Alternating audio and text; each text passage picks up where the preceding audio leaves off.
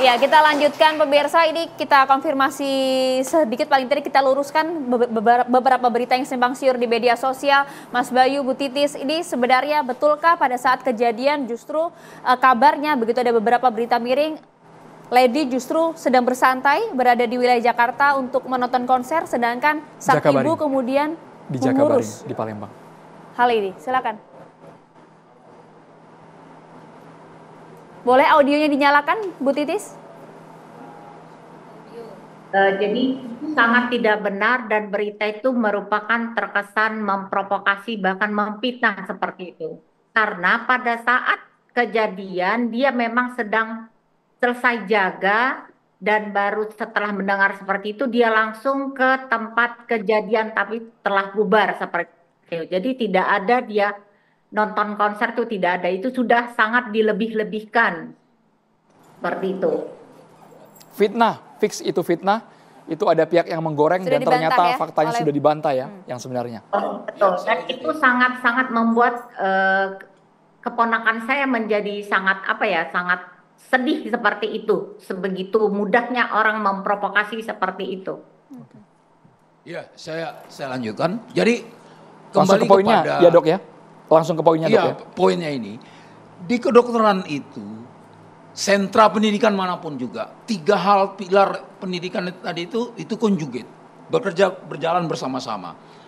Attitude, etika, kemudian yang kedua adalah disiplin, kemudian baru kompetensi. Nah, disinilah peran, kalau kita mau ngambil tentang jadwal jaga, disinilah peran pengaturan, seperti yang dikatakan Eva tadi, pengaturan penempatan, bukan hanya jadwal, ditempatkan di mana, sama-sama di pediatri, di anak misalnya, ditempatkan di bangsal becek, dan seterusnya, ditempatkan di tempat yang paling susah, di bagian anak itu misalnya kalau bagian anak, lalu perkara jadwal jaga, selama itu terkendali, seperti dikatakan Niko tadi, itu ada jenjang, bukan hanya ketua koas, lalu ada sampai terakhir nanti di KPS-nya.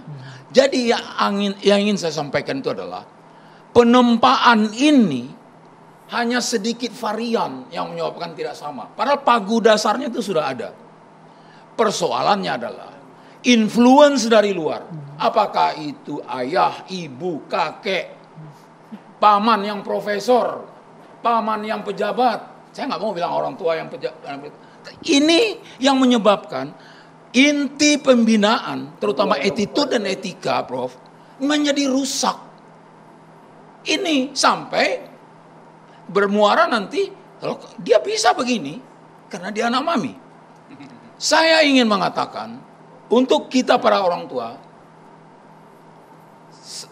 mohon maaf, kenapa saya bilang anak saya dan cucu saya dokter.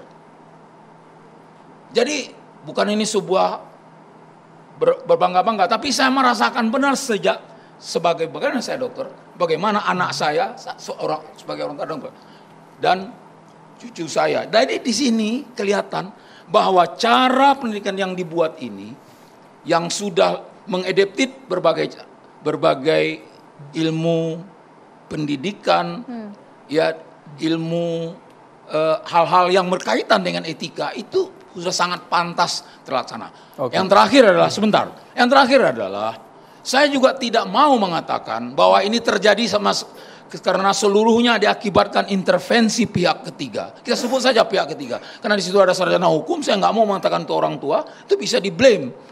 Pihak ketiga yang jelas apabila satu hal, apabila hal-hal yang menjadi domainnya pendidikan dicampur tangani oleh siapa saja, salah satu akibatnya seperti ini. Oke. Tidak ada intervensi di sini ya. Yang terakhir adalah sebentar. Ada pepatah, Prof. Oke, terakhir lagi. Saya tuh tidak mengatakan terjadi di sini, mohon maaf. Ya. Ada pepatah mengatakan mencari bibit. Garbage in, garbage out. Bukan barangkali dalam kasus ini, tetapi mari kita juga lihat, tidak perlu memaksakan apabila orang tidak berkehendak untuk menempuh segala sesuatu. Sementara itu, silakan Bro. Saya ingin menambahkan, di dunia perguruan tinggi itu adalah tempat menempa orang itu menjadi dewasa. Dia menyelesaikan persoalan yang ada, yang dia temukan di sekolah. Jangan melibatkan orang tua. Ketika Anda melibatkan orang tua, maka anak itu tidak akan pernah dewasa, tidak akan pernah matang, tidak akan bisa mandiri. Saya kira ini kunci di dunia perguruan tinggi. Dan itu kesalahan luar biasa, orang tua ikut campur tangan di situ. Akhirnya apa? Ini kemudian menjadi viral sekarang ini. Ketika menjadi viral, bukan saja masalah hukum, tetapi sudah masuk pada ranah di mana orang berpikir, ini kenapa orang itu bisa bertindak seperti itu? Rata-rata orang yang berani bertindak seperti itu karena dia merasa lebih dari orang lain. Ada faktor kesombongan. Mengapa dia intervensi? Nah kemudian masyarakat melihat, ini orang siapa? Siapa suaminya? Kenapa dia kasih kaya raya seperti itu? Itulah yang terjadi sekarang ini. Dan kemudian orang menghubungkan antara kasus Rafael Alun, di mana anaknya kemudian memukul temannya itu sendiri, dikaitkan bapaknya, dilihat bapaknya. Bapaknya kerja di mana? Nah itu juga terjadi sekarang ini. Tapi terlalu liar nggak sih Pak Musi kalau dikaitkan sama Rafael Alun? Tapi sekarang ini KPK saya lihat sudah turun, udah memeriksa bapaknya. Ini gara-gara kasus yang seperti ini. Dan ini harus menjadi pelajaran bagi kita Pak. Pelajaran bagi kita semuanya, supaya kita hati-hati. Apalagi Presiden Prabowo sekarang ini lagi gencar-gencarnya memberantas korupsi. Bisa jadi ini ada kasus di situ Pak. Maka saya apresiasi kepada KPK yang sudah mulai memeriksa. Siapa bapak ini? Dari mana ibunya ini tajir luar biasa. Itu sudah diberitakan di media. Ini barangkali menurut saya sekali lagi dalam dunia perguruan tinggi, ketika kita menyerahkan anak-anak kita kepada suatu institusi perguruan tinggi, jangan lagi orang tua ikut campur tangan. Biarlah anak itu menyelesaikan masalah dia. Itulah kunci untuk dia dewasa, untuk mandiri, dan ini akan berguna bagi bangsa dan negara. Ya, terima kasih. Setuju sekali dengan Bapak ini ya. Bagaimanapun juga yang namanya anak itu kembali kepada pola asuh. Bagaimana pola asuh orang tua itu membentuk anak menjadi karakter yang baik. Karakter itu kenapa? Yaitu karena pola asuh orang tua yang tidak konsisten dalam menyelesaikan ini. Kalau saya bilang di sini kan ada ya beberapa pola asuh ya. Salah satunya yang saya lihat dan saya tangkap di sini adalah pola asuh yang permisif, membebaskan tapi tidak memberikan aturan yang jelas. Nah, jadi dia dimanjakan di segala sesuatu yang dimudahkan, segala sesuatu apapun ya dibolehkan gitu ya. Dan dia juga mempunyai impulsif yang tinggi, tidak bisa bersosialisasi dengan baik dengan teman-temannya. Itu salah satu kunci dari orang-orang yang pola asuhnya permisif. Tapi gitu. kayaknya bentuk kasih sayang orang tua. Oh tidak, gitu ini berlebihan, too much ya. Jadi kalau orang memperhatikan tanpa harus ikut campur dengan urusan sekolah, ya itu salah satu ciri dari bagaimana dia tidak bisa mengikuti aturan yang sudah ada. Mungkin yang saya lihat ini kenapa yang tadinya bilang kata Dokter Eva bilang bisa gonta-ganti karena anak saya juga dokter ya, bisa gonta-ganti gitu kan. Itu kalau ada hubungan interpersonalnya dengan baik dengan teman-temannya. Betul Pak? Ya. Kalau memang betul ya adik-adik ya. Kalau misalkan dia mempunyai komunikasi yang baik bersama teman-temannya, ini tidak mungkin terjadi. Nah, kenapa dia bisa melibatkan orang tuanya? Karena dia tidak mempunyai karakter yang kuat dalam diri dia. Kenapa karakternya tidak kuat? Karena segala sesuatu dimanjakan, dimudahkan oleh orang tuanya. Meskipun dia sudah meyakinkan orang tua sudah mah jangan mah. Nanti bisa panjang urusannya. Iya justru itu karena pola asuh orang tua ini yang tidak tega melihat anaknya ketar-ketir lah kayak begitu. Apa dia tidak bisa berjuang dengan keras. Anaknya jadi kayak disuapin terus gitu sama orang tuanya. Nah ini orang tua semacam ini yang tidak kita setuju lah bahwa segala sesuatu harus dilibatkan orang tua. Nah sekarang pertanyaannya, apakah orang tua ini mengkomunikasikan dengan siapa Lutfi itu gimana ceritanya? Apakah ini dapat nomor Lutfi dari siapa? Dari anaknya tentu. Iya dong. Nah kenapa mesti dari anaknya? Betul nggak Dek? Kalau memang anak ini mempunyai daya juang yang tinggi, tidak mungkin anak ini masuk dan membicarakan masalah schedule. Ininya gitu ya, apa jaga praktek dan sebagainya gitu. Iya, karena apa? Karena yang namanya jaga praktek itu kita tahu betapa sulitnya anak ini mampu untuk berjuang, bagaimana dia harus eksis, bagaimana dia juga bisa melayani pasien dengan baik. Kita juga harus lapor kepada atasan, dan bagaimana kita nih sebagai kita individu kita untuk melayani orang dengan cara yang manis, walaupun kita capek, betul nggak? Istirahat cuma dikasih 2 jam, 3 jam untuk mandi, berikutnya langsung masuk lagi ke rumah sakit. Ini pengalaman pribadi ya? Ya, pengalaman pribadi. Curhatan anak ya? Terus dada aja, Nuna, sabar ya sabar. Itulah yang namanya ketidaksiapan mental. Ketidaksiapan mental anak dan orang tua. Harusnya orang tua yakin bahwa anak saya mampu untuk menyelesaikan kedokteran.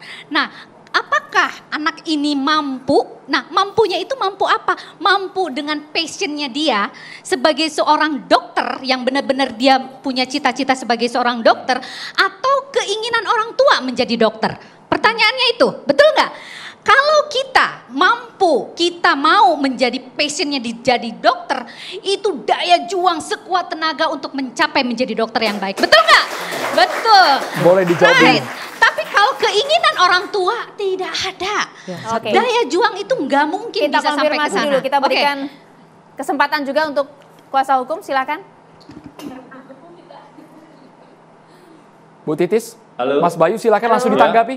Silakan direspon. Ya.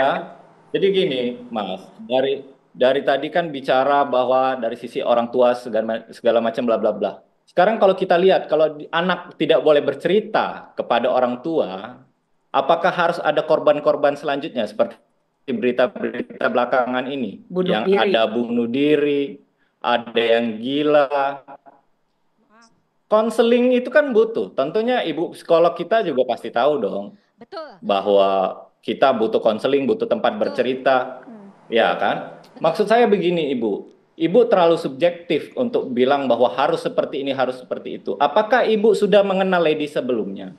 Apakah Ibu telah melakukan tes terhadap Lady hingga Ibu bisa menentukan bahwa Lady itu sifatnya seperti ini, bla bla bla bla bla bla, gitu. Sekarang gini, begini, Bu. sekarang Ibu gini ya. saja tidak tahu dari mana orang tuanya mendapatkan nomor telepon itu. Gitu. Pasien Ibu dan hanya klien melihat saya juga saya nggak sekilas kenal yang dengan ada di mereka, sosial Pak. media. Pasien Ibunya dan mendapatkan itu dari temannya, dan Kan Lady saya benar-benar bilang. tidak tahu, dan Lady tidak pernah meminta kepada ibunya. kalau Jadi orang tolong tua Ibu pisahkan objektif gitu loh, Bu. Ibu di sini kan sebagai psikolog, tentunya bisa dong memandang dari dua sisi. Kita nih di sini kita anggap, kalau kami menganggap di sini adalah korbannya ada dua. Ya. Satunya Lady, satunya adalah Lutfi. Lady korban dari apa? Bullying sosial media. Oke, Bullying jadi sosial gini. media tidak perbolehkan, biarkan seperti membuat wacana liar seperti ini tidak boleh tentunya. Saya tidak Terlebih menyudutkan lagi, ya, saya itu tidak mendukung itu. Saya tidak Dia menyudutkan. Tolong seolah-olah didengarkan Lady dulu. itu aku, Saya tidak apa menyudutkan. gitu. Gantian, Mas Bayu. Tapi Saya ingin tidak ini menyudutkan, kita tapi berdialog.